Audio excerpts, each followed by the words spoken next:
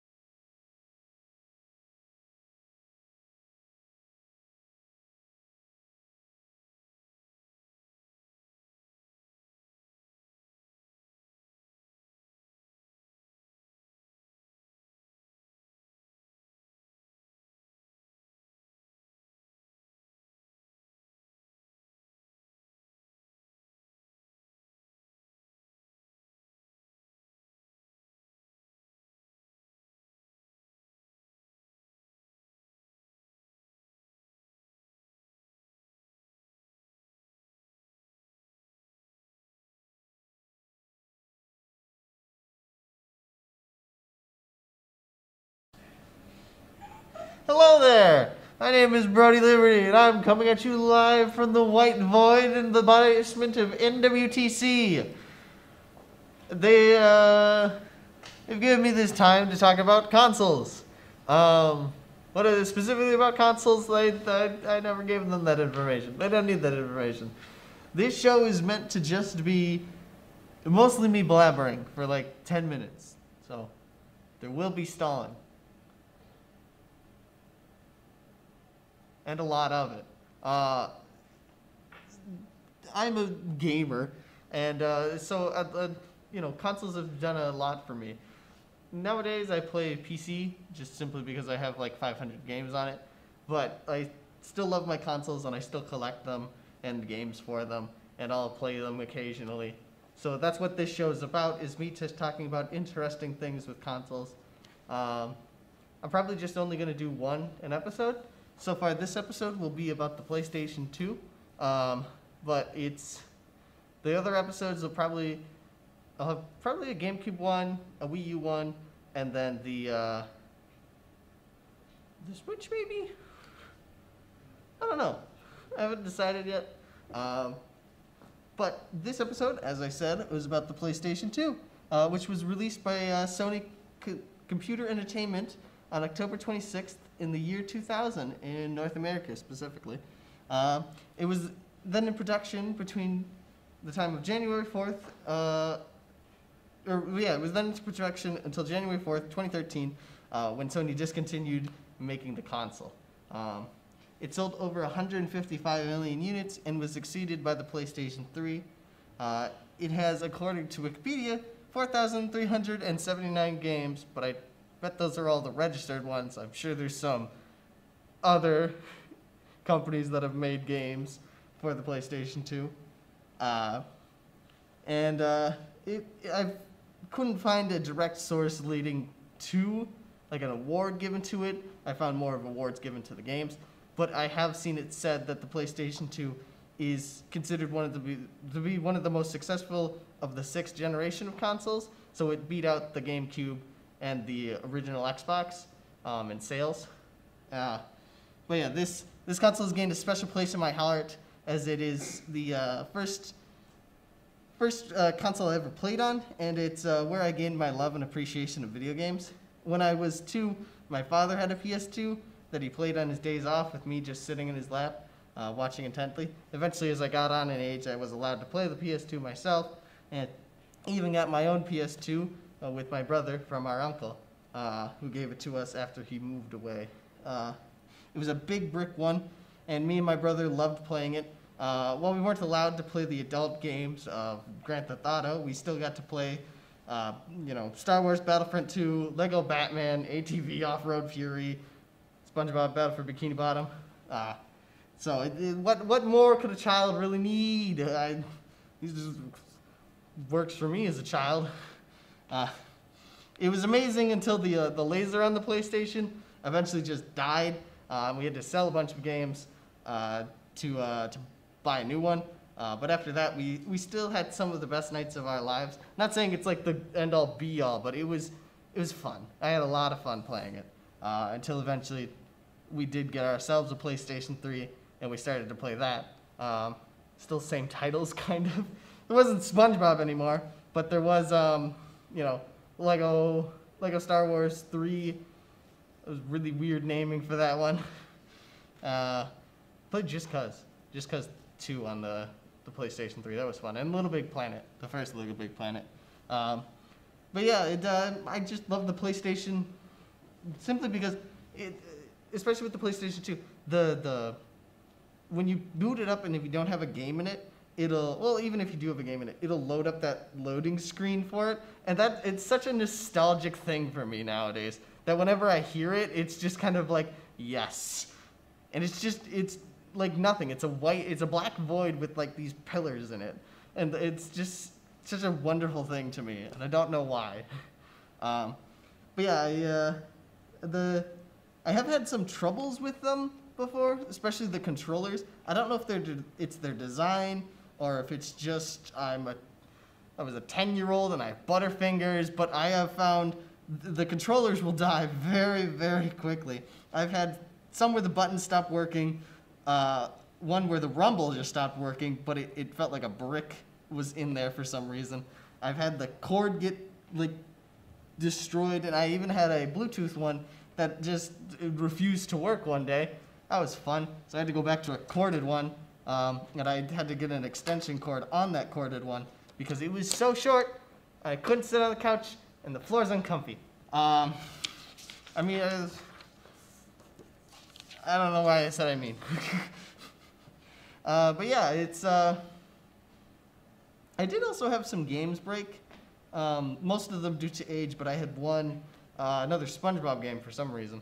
SpongeBob Revenge of the Flying Dutchman. I didn't play it as much as I did this one, but it was destroyed by my ravenous sister, who just one day while I was at school popped it out of the PS2 and then just snapped it in half for some reason, and then left it on the shelf, which was even worse of an insult.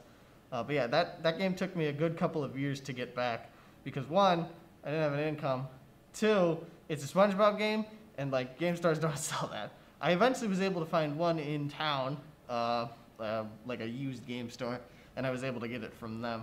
And then I played it, and I was like, I waited 10 years for this. Not that it's a bad game, but it's not that great, graphics and story-wise. But that's beside the point. I also have, especially with this game, I had a silly little quirk with it. So if these get scratches and stuff, they'll stop working or they'll have problems occur with them. And with this game, I had the special problem of I couldn't play a section. A scratch had ended up in a very specific spot so that an entire section of the game called Kelp Forest, I just couldn't play. Every time I walked into it, it would give me the loading screen and it would never advance. And it was really weird. Luckily, you don't need it to beat the game, but you know, I never was able to beat the game in the first place, so it didn't matter. I did eventually, like a couple of years ago, the same game store that I got the Flying Dutchman from, I took it there. They had a disc repairer, and I was able to repair the game, and another game of mine, which was Star Wars Battlefront 2. Unlike it with the SpongeBob game, though, the Star Wars Battlefront 2 problem was only in tutorial, and specifically the space tutorial. And you don't play the space tutorial, it's just a video, but for some reason the video would play normally for like the first second, and then the audio would loop upon itself, but it would continue to get louder as it looped, and by the time you finished the video, it was just a loud mess of noises and didn't make any sense. So, that was fun. Got that fixed, thankfully. But yeah, it's just weird. It's really weird. These, they don't like being scratched and stuff. I mean, nowadays, it's still the same thing. It's like you don't want it to get scratched or it'll probably stop working.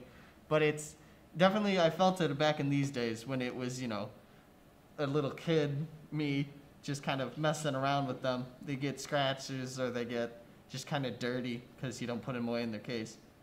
This is a PSA, put your games away in their cases. I know it takes time, but literally it will save you the money of having to go buy a new game or trying to hunt down an old game. Just put it in the case. It's not that hard. Same with movies, but you know, I've had no movies break in my days and ages. But I've had several games just stop working because they're just scratched up. And while I did have the luckiness of having these games be able to be fixed with a resurfacer, other games it's just like, and if you don't have someone with a resurfacer in the area, because they're a very particular machine, they do a thing where they kind of sand it. They sand it and like they rip away the part where it's scratched so that it's level with everything else. Because the reason it can't read it is because it's kind of like a weird gap in the information. So the laser, while it's trying to read that, it trips over that, so it just doesn't read it. And so it just keeps spinning, and that's why it wouldn't load or anything, or it would do a weird looping glitch, because it's like, I'm missing this information, so here's this instead. Like, it's just kind of like, I guess I'm gonna do this now. But yeah, the PlayStation 2, to wrap things up here, it's my childhood system. I played other systems, and we'll get to those, only the one really, in later episodes, but this one is my childhood. And sometimes, even though I do play PC mostly, sometimes I wish I could just shove this adapter thing into my PC and play some games on there. Because I do have some of my old PlayStation games on the computer now, and I'm terrible at them. I wasn't good at them as a kid anyways, but I'm worse now. It's weird. But yeah, thanks for watching.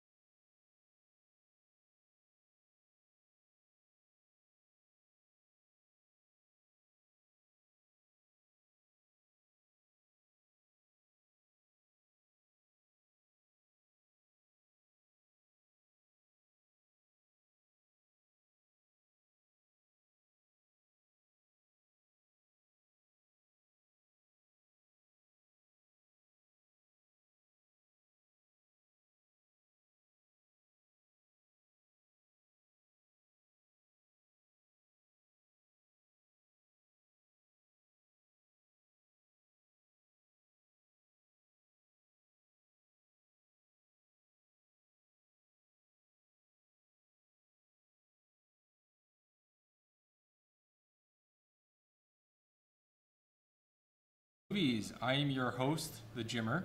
On this program, I will be covering pre-selected movies, whether it be something new at the theater, streaming, or just something I pull off the shelf that's available on home release. Really whatever I feel like, because we live in an era where you can watch movies at any time, anywhere. So, this week I watched Dune. I actually went to a theater to see this, but it's also available on HBO Max. As you saw in that introduction, most people when they hear Dune, they probably think about a desert and giant worms. But the actual description for the film is Paul Atreides, a brilliant and gifted young man born into a great destiny beyond his understanding, must travel to the most dangerous planet in the universe, Arrakis, to ensure the future of his family and his people. However, as malevolent forces explode into conflict over the planet's exclusive supply of the most precious resource in existence, called spice, only those who can conquer their own fear will survive. So the first thing you should know about this movie is that it's not going to be your standard adventure movie if you're expecting along the lines of Star Wars or even a Marvel movie. There are definitely some high action set pieces in the film, two in particular, but the main focus of the film is this huge world, or universe really, that Frank Herbert, the author of the original book, created. You can see this, for example, in specifically the wardrobe of each individual group in the movie. You got the family of Atreides, who have this very simple kind of medieval royal attire to them. You see them and you immediately recognize that they're kind of an older family of traditions, classical views of honor, definitely compared to the other houses and social orders. You also have the Bene Gesserit, which is a group comprised completely of women, but their attire is very reminiscent of religious clothing, so immediately you see them and you recognize them as the dominant religious group of this universe. You also have the Harkonnen, who are very industrialized and live heavily in technology. You can also see this very clearly on their planet when you visit it. Their leader in particular even has these things stuck in his back to help him move because he's such a giant blob. Probably leads to the most unintentional funny scene where you see him floating around. But the other interesting thing is how it depicts combat. So they actually have force fields in this universe, and they use regular swords and daggers, not any fancy lightsabers or fancy weapons like that. It's just normal medieval swords. But the movie does a great job of showing how this combat system works, with Paul training under his family military advisor, played by Josh Brolin. You just see him briefly touch a sword, which he swings real quick and the force field reflects it, giving off this blue light. And then he swings it real slow and he can grab it, and there's a red kind of field around him. So you understand visually, all right, here's how the combat system works. But then there's some exposition dumps in the movie as well. The movie does a hollow book, is what they call it, to kind of explain the Fremen, which are the local inhabitants of Arrakis and their cultures. There is also an exposition similar to Fellowship of the Ring, where it gives a brief rundown of the politics and what's happening in the world before the film starts, which I actually really appreciated. Because you jump into the book and it kind of skips all that. So aside from the world building, the basic story is one that you've seen before. It's the typical hero journey. This is, I'm not complaining about that, of course. A movie like Dune is very much trying to immerse you in this world that it's created, but you still need some sort of plot line to carry you through the movie. So just having something that every audience member can follow along with, which, again, this story has been seen in many other movies, will keep you certainly engaged in the world of Dune. So another thing that I should bring up is that the filmmakers mentioned on talk shows and promotional materials for like YouTube and such is that this is a part one, which when you go to the movie, it actually opens with the title Dune Part 1, but for some reason they don't want to put this on the posters or in the trailers, which has certainly confused some people. There are some reviews that say it ends abruptly because of this, and I would actually disagree. It doesn't end with everything being resolved, of course, and there are some plot lines that it leaves open, but there is, I feel, at least one story that has a beginning, middle, and end, and that's Atreides' father, and him trying to essentially run the world of Arrakis for the government, even though he kind of feels that there's no real end goal for him. And the movie does have an epilogue that leads into part 2, and that's probably why they think it ends abruptly. So it's actually been a while since I read the book. This is the actual book here. It's a hard book to read. It's massive, you can see it. And I mean, it even has appendices in it because it's just ridiculous how much the author of this book put into this world he created again. So if you're into world building, you'll certainly love the book. So definitely check that out then. You'll also really enjoy the movie too. The movie does a great job of explaining most of the stuff, leaving out some things that sure in the book builds out the world, but is not necessary for the full-on film. So I feel a wider audience will really enjoy this movie as well. As I said earlier, this is available in theater and on HBO Max. If you want to go see the movie, though, I would highly recommend you see it in a theater, partially for the big screen and the spectacle. They really utilize that whole screen for you. But the real reason is the audio. If you can set up a great audio system at your home theater, great, go ahead, watch on HBO Max. But if you can, see it in the theater. Because half the experience for me was just these big moments of giant worms coming out of the ground, and the audio system just shakes the whole theater, and you're just blown into this world because of it. And that's what sold me on the movie. So this is the end of the show, and our goal here is to either recommend the movie or denounce it and say to avoid it. I would say if you're expecting something with quippy characters, like Marvel or even the new Star Wars movies, you will probably be disappointed. But if you're looking for just a grand sci-fi movie epic, then yes, I would highly recommend you go check this movie out, whether it be in a theater, which is my preferred method if you are going to see it, or if you have HBO Max, watch it on there. And we'll see you next time.